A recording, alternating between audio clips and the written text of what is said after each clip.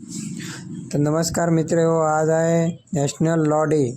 तर आमच्या आज हॉस्टेलमध्ये संविधान दिनाबद्दल आज कार्यक्रम आयोजित करण्यात आला होता. तर तुम्ही बघू शकता, मी याच्यापुढे तुम्हाला प्रात्यक्षिक तो कार्यक्रम दाखवण्याचा प्रयत्न करत आहो.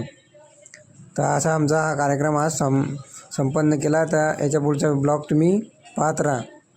याच्यानंतर उसको डॉक्टर बाबा साहब आम्बेडकर जी ने अंजाम दिया था और फिर 26 जनवरी को हमारा महान संविधान प्रभावी हुआ। तो इस शुभ अवसर पर मैं मंच पर बुलाना चाहूँगा डॉक्टर बाबा साहब आम्बेडकर हॉस्टल के गृहपाल माननीय श्री रवि मखरीजे सर और उनसे विनती करूँगा कि वो अपना अध्यक्ष स्थान स्वीकार करें। और साथ ही मैं आमंत्रित करना चाहूँगा Shri Amit Joshi sir, assistant commander 139 battalion CRPF Delhi, कि वो भी इस पद को स्वीकार करके अपना स्थान ग्रहण करें। अपना अपना विवेक होता है, अपना अपना विवेक होता है, नहीं काबिल हर एक होता है। यूँ तो जमाने में अनेक रहनुमा है, यूँ तो जमाने में अनेक रहनुमा है, पर अध्यक्ष साहब जैसा लाखों में एक होता है, अध्यक्ष साहब जैसा लाखों में एक होता है।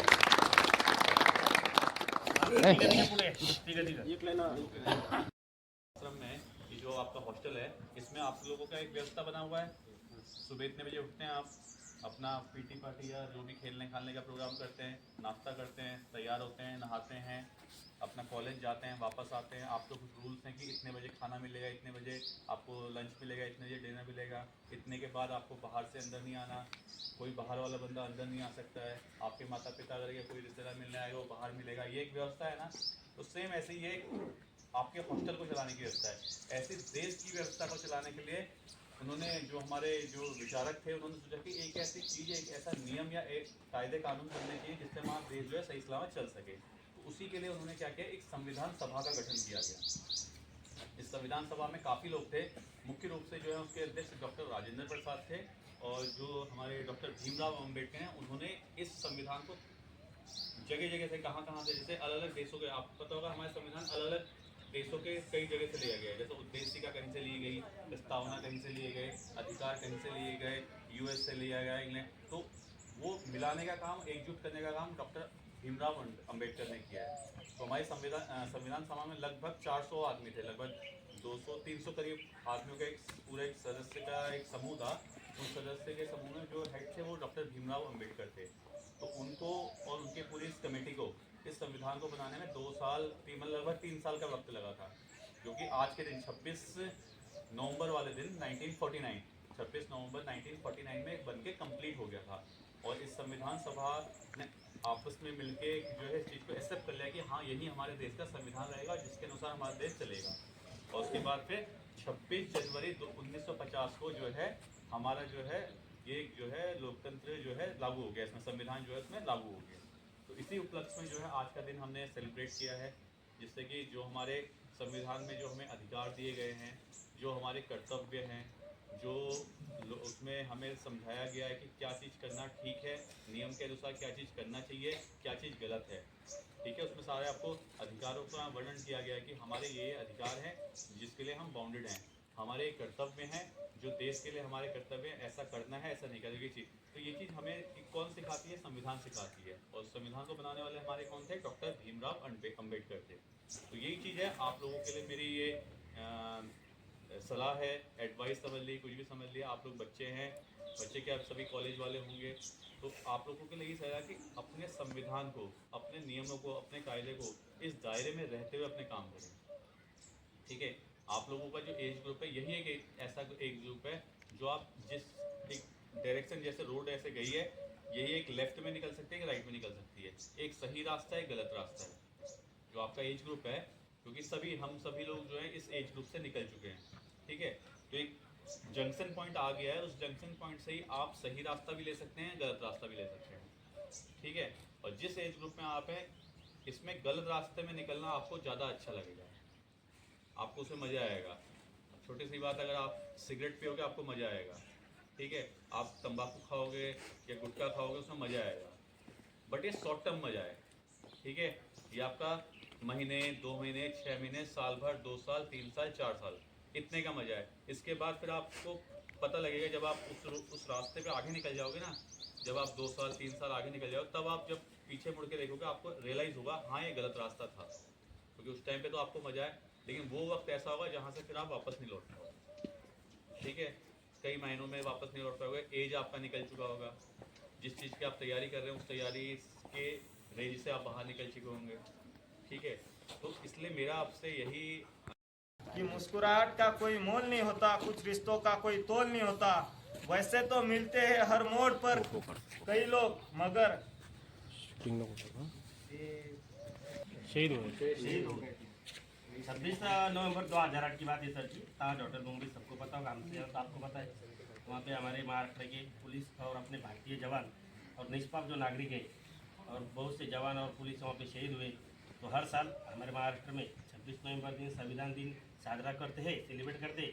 और उसी के साथ 1 मिनट का एक मौन श्रद्धांजलि अर्पण करना है। आपको 1 मिनट की सावधान ऑर्डर की नंतर विश्रांती श्रद्धांजली की सावधान।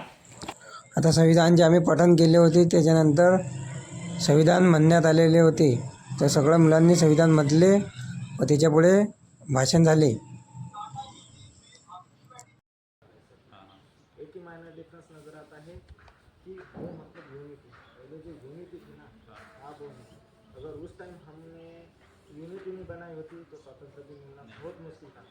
तो अभी इस चीज़ में अब ये जो हमारा निसर्ग है, आप देखते होगे जब एक नदी पानी देती है तो कौन बड़ा कौन छोटा कौन ऊंचा देखती है, नहीं देखती है। जब ये हमारा सन हमें अभी ये थोड़ा सा जो भी प्रकाश दे रहा है, ये प्रकाश देते वक्त वो देख रहा है कि इसमें से कौन बड़ा कौन नीचे है, कौन बड़ा है कौन नीचे है, नहीं देख रहा। जब हमारा ये झाड़िस ये खड़े दोनों है तो इनमें से नहीं बता सकता ना कौन नीचे कौन नहीं, भेदभाव नहीं कर रहा।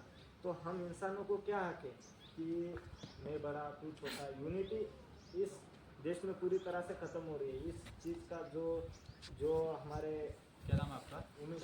उमेश, देखो बहुत अच्छी बात बोली उमेश ने। ठीक है, इस पर बहुत गहन चिंतन करने की आवश्यकता है। ठीक है, जब देखो सूरज जो है किसी को रोशनी देने में और ऊर्जा देने में कोई पार्शलिटी नहीं कर रहा। पानी जो है, नदियों का पानी जो है किसी को पार्शलिटी नहीं दे रहा कि मैं इसको पानी दूंगा इसको नहीं दूंगा। हवा जो हम ऑक्सीजन ले रहे हैं किसी को वो नहीं हो रहा कि मैं इसको ऑक्सीजन दूंगा इसको नहीं दूंगा। तो हम इंसानों को क्या हक है इस चीज़ का, है ना? पंथ, वर्ग, तू इसका कैटेगरी का मैं इस कैटेगरी का, इस चीज़ का जब हमने इंसानों ने क्यों बना दिया? ये इसके लिए जिम्मेदार कौन है पता है? इसके लिए हम लोग ही जिम्मेदार। अगर हम किसी और को हम कहेंगे ना गवर्नमेंट जिम्मेदार है और फलाना आदमी जिम्मेदार है या फलानी गवर्नमेंट या फलानी पार्टी जिम्मेदार है, वो जिम्मेदार नहीं है। उसके लिए जिम्मेदार कौन है? हम लोग ही। अब कल परसों एक दंगा हुआ, पता लगा वो दंगा जो है हारने वाले दल या जीतने वाले दल, और पता नहीं किसने कराया मुझे नहीं पता है, बट क्या उसमें नुकसान किसका है पता है? नुकसान हम लोगों का है। हम लोग मतलब आप लोगों का, जो यहाँ की जनता है। कल वहाँ प्रॉपर्टी, प्राइवेट प्रॉपर्टी काफ़ी फोड़ी गई, दुकानें फोड़ी गई, एक की जो गाड़ी थी वो जला दी, बाइकें जला दी, वो कर दिया। वो पब्लिक प्रॉपर्टी नुकसान किसका हुआ? जनता का हुआ। जिस इंडिविजुअल का या जिस स्ट्रीट लाइट को तोड़ा होगा, जिस शीशों को फोड़ा होगा, वो नुकसान हुआ सरकार का। जो पॉलिटिकल पार्टी है, जो बंदा यहाँ पे खड़ा होगा, जीतने वाला हारने वाला, वो अपना खाली उकसा के साइड हो जाओ, उसका कुछ नुकसान नहीं होने वाला। जो ऊपर गद्दियों में बैठे हुए हैं ना, उनका कोई नुकसान नहीं होने वाला। नुकसान किसका होगा? आम जनता का। पिस्ती कौन है? आम जनता पिस्ती। जातियों के नाम पे जब आपको बांटा जाता है, वर्गों के नाम पे आपको बांटा जाता है, रंग के नाम पे आपको बांटा जाता है, और इन चीज़ों पे आपके नाम पे बांटा जाता है, उस चीज़ का नुकसान किसे होता है? हम लोगों को होता है। उन लोगों को नुकसान नहीं होता, उनको तो फ़ायदा ही होता है, उनका अपना वोट बैंक बन रहा है, सब कुछ हो रहा है। ठीक है, मैंने सुना जो पिछले कई सालों से जीते जा रहा था, बंद कर देना है कैमरा, रिकॉर्डिंग मत करो। Amit ji Mishra sir, 139 battalion CRPF Delhi. सबसे पहले तो मैं डॉक्टर बाबा साहब अम्बेडकर शासकीय हॉस्टल मेहकर महाराष्ट्र राज्य की ओर से उनका तहे दिल से उनकी पूरी टीम का हमारे यहाँ पे स्वागत और शुक्रिया अदा करता हूँ। संविधान दिन जो हम सेलिब्रेट कर रहे हैं, हमें थोड़ा प्राउड फील हो रहा है कि सर के साथ बैठना है या नहीं बैठना है। और ये हमको एक अपॉर्चुनिटी यहाँ पे मिल गई कि हमारे साथ कमांडर साहब आए हुए तो कमांडर साहब ने आपको बताया कि नशा कितना करना है और कितना नहीं। और मैं तुमको एक बात बताना चाहता हूँ, कमांडर साहब ने अब तक नशा ज़िंदगी में किया नहीं, तो भी कमांडर साहब आपको शराब पीते होगे तो मेडिसिन की तरह यूज़ करो, लेकिन साहब ने कभी भी पूड़ी और नशे को कभी हाथ नहीं लगाया। साहब का मैं रूटीन देख रहा हूँ, यदि और शाम में हमने खाना खाया तो एक ही रोटी सर खाते हैं, इतना उनका रूटीन और डिसिप्लिन। जो आपने फौज में डिसिप्लिन होती है वो अपने में अंगीकार होने के लिए थोड़ा बहुत टाइम लगेगा। अभी तो यहाँ पे जिम है, मेरा खुद का एक्सपीरियंस बताऊँ तो मैं ही ज़्यादा यूज़ नहीं करता हूँ, लेकिन आपको देखते देखते थोड़ा भी वॉकिंग करना, थोड़ा जिम का यूज़ करना अभी मैं कल से स्टार्ट कर दूंगा। और आपकी प्रेरणा मैं और हमारे बच्चे साथ में लेंगे। सर ने ज़िंदगी के दो रास्ते बताए, एक रास्ता नेकी की तरफ जाता है और एक दुर्गति की तरफ जाता है। आपको कौन सा यूज़ करना है, इसका जो हक है वो सब तुमको संविधान ने दिए हुआ है। ये भी सर ने बात, और सर ने बहुत ही जो शब्द बच्चों ने मन से सुने होंगे, तो ज़िंदगी की राह पे चलने का सलाह, सजेशन और एक एडवाइस सर ने अपने दिया है। अभी देखा जाए तो सर का और उनके बटालियन का पूरा टाइम बिजी है। अभी सबको पता है 166 कलम यहाँ पे धारा लागू हो गई है मेकर में, थोड़ा वातावरण बिगड़ चुका है। अब तक सर हम बताना चाहते हैं, जब से हमको समझता है मेकर का वातावरण अब तक कभी बिगड़ा नहीं। और हमको भी अच्छा लगा था कि 23 का भी इलेक्शन हो गया, निकाल लग गया, और चलो फौज भी अच्छा लग रहा कि अच्छा है, महाराष्ट्र अच्छा है, लेकिन थोड़ी एक बात से मेकर का वातावरण जो है वो खराब हो चुका है।